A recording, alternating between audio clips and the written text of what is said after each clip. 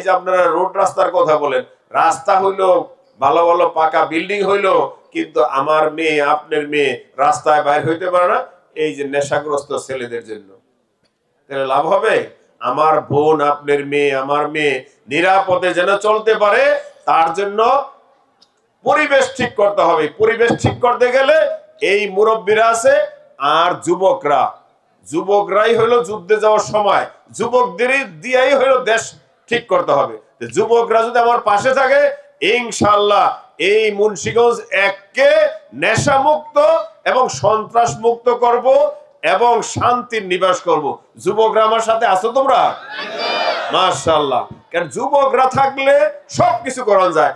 তাহলে বালুর চরের কেমনে করতে হবে? শান্তির নিবাস বানাইতে গেলে এই যুবক গদিয়া নেশা যারা করে তাদেরকে বুঝায়া নামাজি বানাইতে হবে, চাঁদাবাজি যারা করে তাদেরকে নামাজি বানাইতে হবে।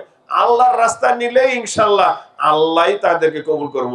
আমার ইচ্ছা হইলো যে নেশা মুক্ত করব, চাঁদা মুক্ত করব। কেমনে? আল্লাহর পথে নিয়ে, জোর করে না, পুলিশরে দিয়া না। আপনারা শুধু আমার লগে থাকেন, সাথে থাকেন, ইনশাআল্লাহ আমার ইচ্ছা আছে বাংলাদেশের মধ্যে এই মুন্সিগঞ্জ এক হবে সবচাইতে শান্তির নিবাস এবং শান্তির বাস স্থান।